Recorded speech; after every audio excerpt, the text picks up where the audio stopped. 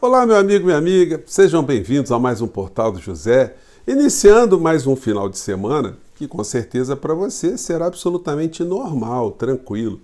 Mas veja o que está acontecendo com as pessoas que se aproximaram da figura do inelegível, do ex-presidente da República. Eu sempre brinquei aqui com vocês usando a expressão que ele tem um dedo podre, né? Onde ele encosta alguém, acaba se dando muito mal. Mas enquanto ele esteve no poder, enquanto houve ali um encantamento de pessoas que não tinham uma visão política do que estava em curso aqui no nosso país, muitas pessoas se acoplaram achando que com a perpetuação dessa gente no poder, eles ficariam num mundo muito melhor. Então a ambição parece que funcionou como uma grande mola propulsora do comportamento de muitas dessas criaturas, né? E eu estou hoje com um depoimento que foi prestado ontem pelo Mauro Cid, e a gente percebe ali uma criatura que entrou nessa onda. Ele estava ali, ele era o braço direito do inelegível. Ele ficou naquela bolha de encantamento no meio dessa insanidade e acabou agora pagando um preço e a situação para ele tende a ficar muito pior. Daí surgem algumas interrogações. Alguns colunistas estão observando que esse episódio todo pode ter sido feito como uma armação, com a participação dele, para que criasse aqui no Brasil um agravamento, né, dessa radicalização nos discursos que se tem sobre a justiça, sobre o Brasil ter uma ditadura, enfim, esse discurso da extrema-direita. Mas será possível uma armação onde uma das pessoas só tem a perder no meio dessa armação? Ou será que armaram para ele? Ou será que existe algum tipo de pressão que não está sendo percebida nesse momento? Bom, eu vou conversar aqui com vocês, vou trazer aqui algumas informações do que aconteceu ontem, o desmaio de Cid, que mostra, durante o depoimento, que mostra como é que anda essa criatura, como é que o mundo que ele está vivendo agora, o mundo real, é bem diferente daquele mundo paralelo que esse universo todo do bolsonarismo andou construindo na cabeça de muitas pessoas, né? Vou trazer também para vocês informações muito importantes de situações que a imprensa deveria jogar um foco muito grande, mas infelizmente estão varrendo para baixo do tapete. Mas aqui você saberá do que eu estou falando. Antes de mais nada, quero convidar você que está chegando agora ao nosso portal e ainda não nos conhecia para que você se inscreva aqui conosco, conheça também os nossos outros vídeos. Se você gostar, compartilhe, recomende. E não se esqueça, dê o seu joinha, que é muito importante, o seu comentário. E se puder, se inscreva aqui também no nosso clube de membros. Você que é muito bem-vindo e muito bem-vindo. Gente, dando continuidade aqui à nossa contagem regressiva, há 4 dias atrás, o ministro Alexandre de Moraes deu prazo de 15 dias para o Procurador-Geral da República, o senhor Paulo Gonet, decidir se denuncia ou não Bolsonaro por fraude nos cartões de vacina. O inquérito tem mais de 230 páginas, né? Então, agora faltam 11 dias. Então, vamos cobrar aqui, vamos ficar atentos, né? Observando qual será o comportamento do senhor Paulo Gonet, porque dependendo do comportamento dele, nós saberemos uma série de linhas, de situações que poderão acontecer nos desdobramentos dessas investigações, desses processos todos. Então, faltam 11 dias agora, né? Bom, e aí partindo aqui para as outras situações. Gente, é impressionante como é que tem gente que se ferrou no mundo, porque as pessoas estão vendo muito agora o que está acontecendo com o Mauro Cid, mas tem os anônimos, né? Quanta gente está presa lá na Papuda, gente está presa na colmeia, gente que prejudicou sua vida, que a gente não conhece, em função da forma de radicalização, do empoderamento da ignorância, que se refletiu nas suas vidas pessoais. Teve gente que se separou, teve gente que perdeu emprego, enfim, isso para falar dos anônimos. Teve gente que se envolveu em briga, teve gente que teve problemas patrimoniais. Então, a gente tem um conjunto de anônimos, mas a gente tem também os que morreram. Tem lá o Bebiano, tem lá o Clesão, gente que estava perto do Bolsonaro, né? Se bem no caso do Bebiano foi uma coisa meio misteriosa, né? Mas as notícias são de que houve um acidente, enfim, que ele acabou morrendo, né? E a gente tem ex-ministros que estão fora do Brasil, gente que sumiu, gente que ficava fazendo muita agitação aqui. Quem ouve falar de Sara Geromini? Desapareceu. outros que estão autoexilados, outros que estão aí com mandado de prisão contra eles, gente que tinha fonte de receita nos canais da internet e que se ferrou também, gente que se prejudicou bastante. Sem falar agora no filho 04 do Bolsonaro, está encalacrado também. Gente, é só encalacramento um atrás do outro para essas figuras. E agora, esses que achavam que estavam perto do rei e com golpe ficariam numa situação muito melhor, agora a situação para eles começa a ficar totalmente contrária. Eles vão ter que desembolsar uma grana muito importante para a contratação de advogados, né? Então, o patrimônio que veio e a expectativa de golpe, além de eles gastarem com a defesa, que sempre é muito custosa, né? Eles poderão ir para a cadeia também. Então, isso não é legal para ninguém, né? Bom, isso é só para falar o mínimo.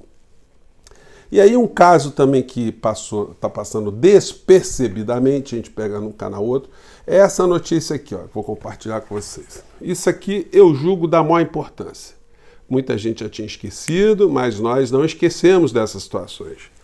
A notícia é: defesa de policial penal que matou o tesoureiro do PT em 2022 deixa o caso. Então, os advogados do Guaranhos, o assassino do Marcelo Arruda, saíram da causa, alegando ali, ao que tudo indica, né, não estão recebendo mais os honorários. Mas por que esse julgamento é tão importante? Porque ele exemplifica esse adoecimento de uma parcela da sociedade que fez com que o assassino tivesse esse comportamento extremista, ou extremado que ele teve, acarretando a morte numa pessoa. Gente, nós que estamos aqui na internet, já conversei com vocês sobre isso. Para mim foi muito chocante ter vindo para cá e de repente receber uma série de agressões, uma série de ameaças, xingamentos, coisas que eu nunca tinha vivenciado aqui no Brasil. Eu, como professor, nenhum aluno nunca tinha me ofendido, ninguém nunca me apelidou com alguma coisa, ninguém nunca fez uma insinuação. E aí, quando eu percebi esse tipo de adoecimento que estava acontecendo na sociedade, eu comecei a estudar esse assunto, né? Tenho estudado ainda e estou escrevendo sobre isso, né? Em breve eu vou publicar. Já tem algum material para publicar pelo menos 3 livros, né? Eu estou trabalhando em cima disso aí, vocês saberão aqui do nosso portal. Mas a situação me incomodou muito e ela deveria ser objeto de preocupação da sociedade brasileira, sobretudo das instituições democráticas, né? Esse caso do assassinato do Marcelo Arruda deveria ter uma lupa em cima para estudar o fenômeno, o que aconteceu com a cabeça desse assassino, o que é que motivou ele, que tipo de discurso, que tipo de informação que ele estava recebendo, que tipo de indução no comportamento ele estava sofrendo, o que tinha a ver esse comportamento dele, o que teve a ver com o que a gente estava vivenciando politicamente aqui no nosso país. Dá para a gente divorciar essas situações? É claro que não, né? Bom, daí a gente passa, feito esse registro, vamos acompanhar o julgamento desse cidadão lá no Tribunal do Júri do Paraná. Espero que a imprensa dê uma maior cobertura, né? Daí a gente chega aqui às situações do mundo bizarro, né? Aqui. Primeiro, essa aqui passou também despercebidamente, né? Ontem nos telejornais não teve muito destaque essa história. É sempre assim uma coisa meio protocolar, né? Eles informam, mas isso tudo, gente, está dentro de um processo aqui no Brasil, onde nós tivemos um governo onde o líder desse governo foi uma pessoa absolutamente irresponsável, para dizer o mínimo, uma pessoa sem menor empatia, uma pessoa que com seu comportamento ele ajudou a matar milhares e milhares de brasileiros aqui. Isso não pode ser esquecido. E ainda tem gente, que eu vou aqui comentar com vocês, que está ali no entorno do presidente Lula, que acha que ele não deve falar do Bolsonaro. Como não deve falar do Bolsonaro? Tem que falar sim, mas como é que tem que falar? Bom, vamos seguindo aqui, porque eu quero falar dessa história aqui do depoimento do Cid. Bom, e é o seguinte, ele foi chamado para depor ontem, e a base do depoimento foram as gravações que foram publicadas pela revista Veja. A revista Veja, sempre com esse jornalismo marrom, eles não vão se afastar disso, parece que nunca, né? Eles não têm credibilidade nenhuma, mas aí eles vêm com essa história e acabam provocando, né, a atenção de todo mundo. Porque como é que se obteve essa conversa? Foi um grampo telefônico? Alguém grampeou clandestinamente? Como é que isso chega até uma revista? A revista chega e fala assim, vou publicar, não vou dizer a fonte, não vou dizer se foi obtido de forma criminosa, de forma ilícita, não quero saber se isso vai prejudicar ninguém, mas nós vamos colocar a situação aqui. É apenas uma observação, porque quando a gente lê o depoimento do Cid, ele lamenta aqui que a Veja tenha dado desdobramento a essa gravação, mas tem coisas ali que também deixam a gente com uma série de suspeitas, né, e interrogações. Se de fato foi uma armação, ou armaram para ele, ou ele está sendo pressionado, ou simplesmente ele é um grande burro. É um dos caras mais burros que as Forças Armadas do nosso país já conseguiu produzir, já conseguiu transmitir algum conhecimento.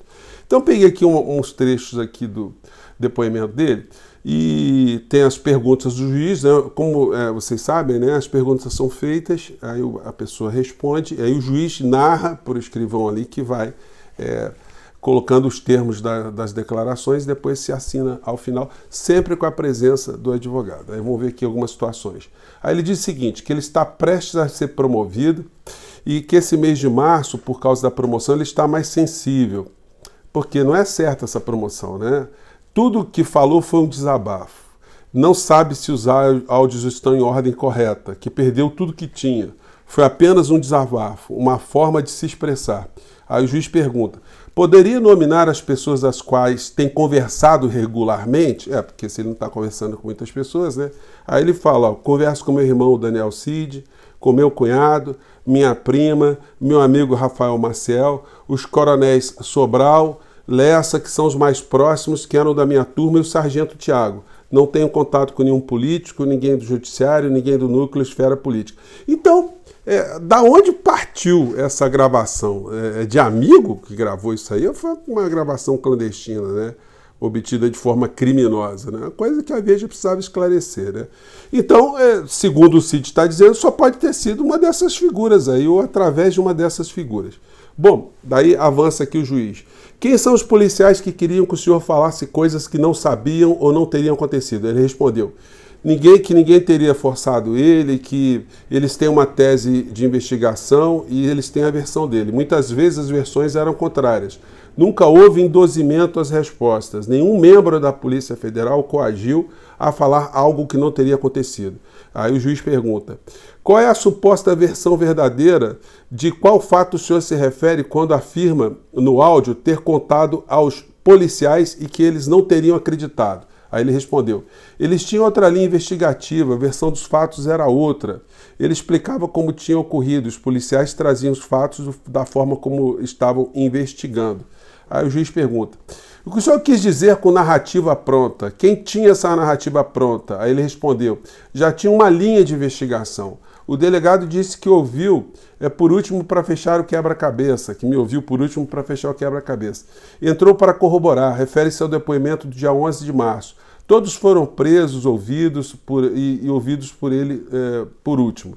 Ele foi fechar os buracos naquela linha de investigação. Aí o juiz pergunta, qual é a sentença pronta que o senhor afirma que o ministro Alexandre de Moraes possui? Quem é todo mundo? Denuncia e prende todo mundo. E quem é isso? Aí ele respondeu, é um desabafo. Eu tenho vontade de chutar a porta às vezes e acabo falando besteira. E aí ele diz, o depoimento ou a fala foi genérica, todo mundo acaba dizendo que não eram para serem ditas, em razão da situação que está vivendo, foi um desabafo. É um desserviço que a Veja faz ao inquérito, a minha família, as minhas filhas.